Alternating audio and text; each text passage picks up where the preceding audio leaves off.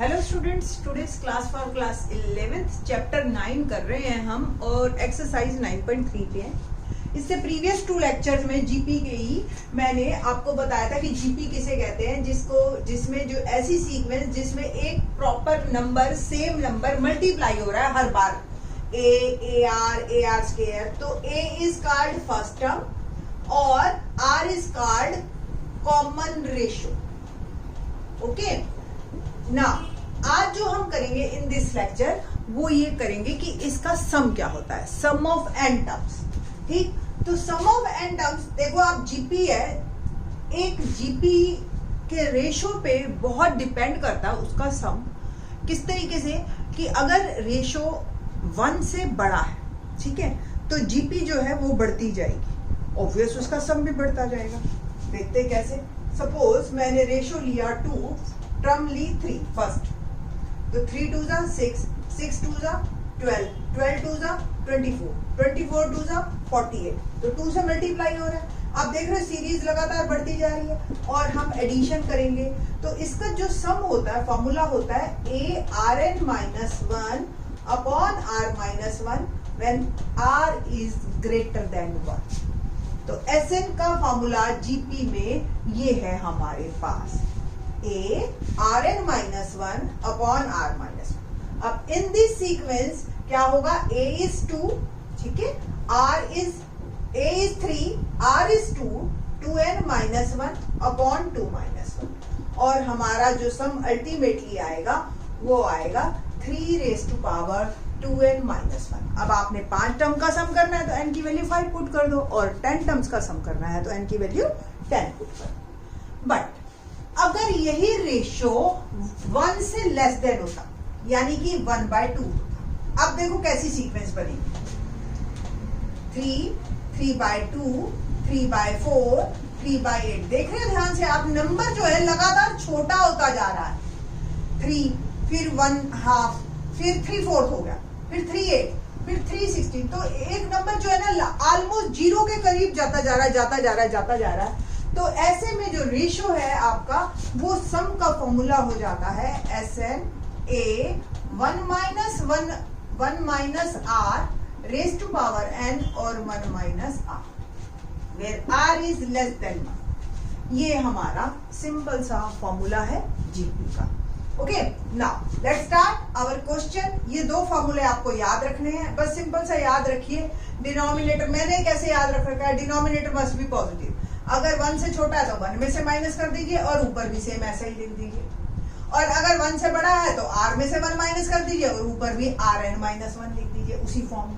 ठीक है, तो होप सो आपको ये याद रहेगा, नहीं तो आपको हर क्वेश्चन में हम फॉर्मूला लिखेंगे उससे भी याद हो जाएगा। 4-5 बार आप करोगे इन क्वेश्चंस को तो आपको ये क्लियर रहेगा। क्वेश्चन नंबर 7 देखते हैं। ये एक जीपी है जिसकी फर्स्ट टर्म जो है हमारे पास 0.15 है and the ratio is A2 upon A1, 2 by A1, A2 is 0.015 and A1 is 0.15। Decimal हटाइए 1000 और ये 100 by 15, 15 से 15 कैंसल, तो 1/10 मेरा रेशो आ गया। नाउ n is 20, हमें सम ऑफ इंडिकेटेड टर्म्स यानी कि S20 निकालना है, इसकी इस सीरीज के 20 टर्म्स का सम। तो let's start. S N formula मेरा देखो, रेशो मेरा लेस देन 1 है। ओके, तो formula is A 1 minus R N upon 1 minus R is less than 1। तो S20, एन की वैल्यू 20, ए की वैल्यू, सबकी वैल्यूज पुट करेंगे हम। 0.15, 1 minus 1 upon 10 raise to power 20 और 1 माइनस 1/10 क्या आ गया जी, 15/100, 1 minus 1 upon 10 raise to power 20, बस ऐसे ही लिख दीजिए आप। और डिनोमिनेटर आप सॉल्व कर लीजिए, तो 1 माइनस 1/10 आप एलसीएम लेंगे, 10 एलसीएम, 10 माइनस 1 बिकम 9/10। ओके, तो ये आ गया 9/10। नाउ 15/100 S20 हम निकाल रहे हैं, और 9/10 को मैं ऊपर लेके जा रही हूँ 10/9 और 1 minus 1 upon 10 raise to power 20। 3 5 जा 15, 3 3 जा 9, 5 2 जा 10, 1/6, 1 minus 1/10 raised to power 20 is my answer.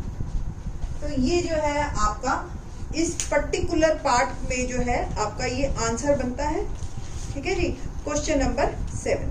ठीक, आप इसको ऐसे भी लिख सकते हो 1/6 1 minus 1.1 raised to power 20। ठीक है, पीछे अगर आंसर ऐसे दे रखा है, मेरे को पता नहीं है, ऐसे दे रखा है तो ऐसे लिख लीजिए, या ऐसे दे रखा है तो ऐसे। क्वेश्चन नंबर 8 देखते हैं।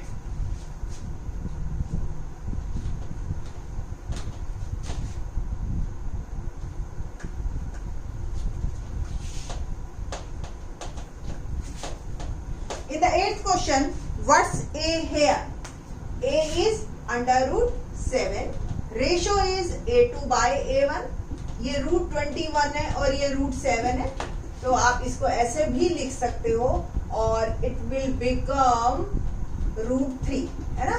तो रूट 3 आपका आ गया। रूट 3 यानी कि रेशियो है, आप देखो ध्यान से चेक करके, रूट 7 को रूट 3 से मल्टीप्लाई करोगे रूट 21, रूट 21 को आप रूट 3 से करोगे, देखो आप 21 के फैक्टर बना लो, 3 इंटू 7 इंटू 3 का पेयर बन गया, बाहर निकल गया 3 रूट 7। ठीक है, तो रेशियो इज क्लियर। आपको एन ही है आपका, और रूट 3 की वैल्यू 1.732 एंड सो ऑन होती है, आपको पता है। So the ratio is greater than 1। So s n का फॉर्मूला क्या बनेगा? A r n minus 1 upon r minus 1, ratio is greater. तो s N is a root 7 और are is root 3 raise to power N minus 1 upon root 3 minus 1। ये आपका जो है ये पर्टिकुलर हमारे पास आंसर है। बट क्या करते हैं हम, रूट को तो नीचे छोड़ते नहीं है ना, तो रैशनलाइजेशन करेंगे हम। Root 7 root 3n minus 1 root 3 minus 1 root 3 plus 1 से मल्टीप्लाई भी करेंगे और हम डिवाइड भी करेंगे, और आंसर मेरा चेंज होएगा। S N is root 7 root 3 raise to power n minus 1 root 3 plus 1 upon में रूट 3 a माइनस बी और a प्लस बी। क्या आइडेंटिटी लग गई? a square minus b square, तो रूट 3 स्क्वायर माइनस 1 स्क्वायर, और root 7 और root 3 plus 1 को multiply कर दीजिए, it will become root 21 plus root 7, और ये root 3 raise to power N minus 1, और डिनोमिनेटर में मेरा आ गया 3 minus 1। So the answer become root 21 plus root 7 root 3 raise to power N minus 1 upon 2।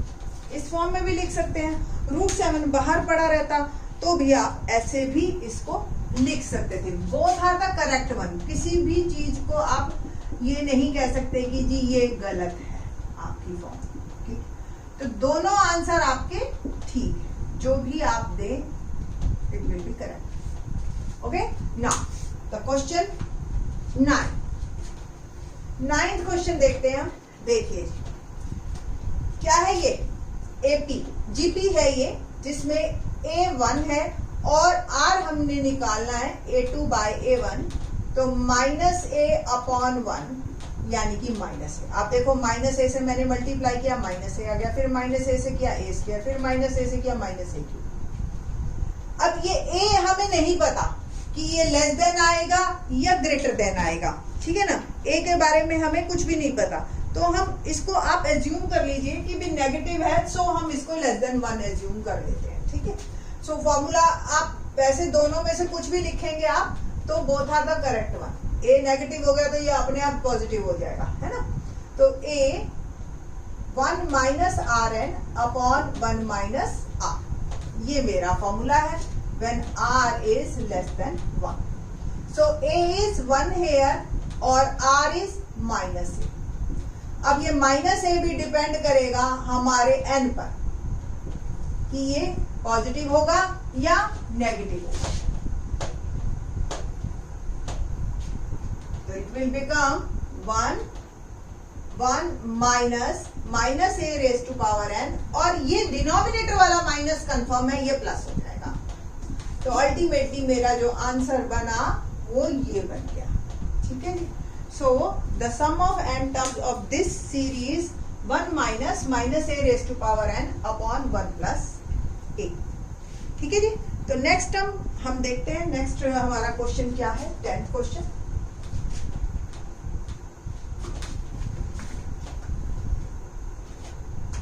Question number 10 देखते हैं क्या है। x³ x5 x7 and so on up to n terms हमें इसका सम निकालना है।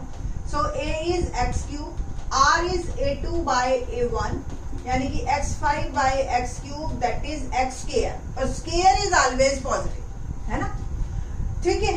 तो सम का फॉर्मूला Sn, n टर्म्स का ही हमने सम निकालना है। तो Sn का फॉर्मूला हम जो है ले रहे हैं a 1 minus R N upon 1 minus R, a is x³ r is x square n upon 1 minus x square. कुल मिला के थोड़ा सा रिफाइन फॉर्म में लिख दीजिए, और इसमें हम कुछ और कर नहीं सकते। तो ये हमारे पास सम ऑफ n टर्म्स आ गया।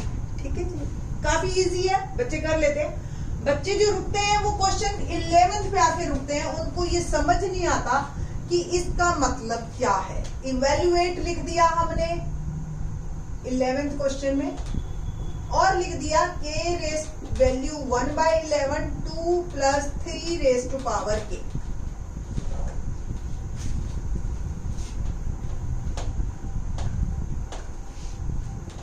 ठीक है जी। तो ये जब लिख लेते हैं हम, तो इसके बाद स्टूडेंट्स को आती है प्रॉब्लम की भी इसका मतलब क्या है। तो देखिए, इस सिग्मा का मतलब है प्लस, यहाँ का k की वैल्यू 1 से 11, यानी कि k की वैल्यू 1 डालो, फिर 2 डालो, फिर 3 डालो, अप टू 11 तक आपने डालना है। ठीक है जी। और k के बारे में, हाँ बस। और ये एक एक टर्म बनती जाएगी। जब आप k की वैल्यू 1 डालोगे तो 1 पावर, ये एक टर्म, 2 डालोगे तो ये सेकंड टर्म, 3 डालोगे तो ये third term, and so on. आप 11 तक आपको डालना है, क्योंकि 1 से लेकर 11 कह रखा है। अब बात करते हैं इस सिग्मा की, यानी कि हर टर्म के बीच में सम। अल्टीमेटली ये कहा गया कि ये आपको सम फाइंड आउट करना है, इवेल्युएट करना है। अब देखिए, टोटल 11 टर्म्स है, क्योंकि 1 से लेकर 11 तक हमने डाली। तो 2 को तो अलग कर लीजिए, 2 को 11 टाइम ऐड करें, या 2 को 11 से मल्टीप्लाई करें, एक ही बात। 3 वाली जो सेकंड टर्म है, इसको हम इकट्ठा करके लिख देते हैं, एंड सो। ठीक है जी। 2 11 जा, या 11 2 जा 22। ये आप देख रहे हो एक जीपी है, जिसमें फर्स्ट टर्म 3 है, रेशियो भी 3 है। ठीक है ना। सो Sn क्या बना हमारे पास, a Rn minus 1 upon r minus 1. So it will become 22 plus 3 raised to power n minus 1 upon, आपने यहां से यहां लिखना है सीधा, ये तो मैंने आपको सिर्फ समझाने के पर्पज से लिखा है। 3n minus 1 upon 3 minus 1। तो 22 plus 3/2 3n minus 1 is my answer. थोड़ा सा इसको और सॉल्व कर लीजिए। तो 22 प्लस 3/2 3n और माइनस 3/2। ठीक है जी। तो ये आपका, ये थोड़ा सा आपका आप क्लियर हो गया। अब n आपको पता है कि क्या है, 11 है। पुट n इज 11 है, डायरेक्ट डाल दीजिए शुरू से, मैंने नहीं डाला। ठीक है। आप चाहे तो इसको यहीं पे खत्म कर दीजिए, क्योंकि मेन हमने पर्पस क्या था हमारा कि बच्चे को ये एक तो टर्म्स ये क्लियर हो कि इसका क्या मतलब है, दूसरा फिर बाकी प्लस माइनस तो 11th क्लास के स्टूडेंट से हम एक्सपेक्ट कर लेते हैं कि वो फ्रैक्शन का सम कर लेगा। फिर भी आप पीछे से एक बार को चेक कर लीजिएगा कि आंसर इसका, मैं ही चेक कर देती हूँ, 9.3 क्वेश्चन नंबर 11। हाँ जी, तो यही फॉर्म हमें दे रखी है पीछे, बस आपको यहीं पे ही इसको रोक देना है, and that is my answer. Question number 12 onwards हम नेक्स्ट लेक्चर में करेंगे।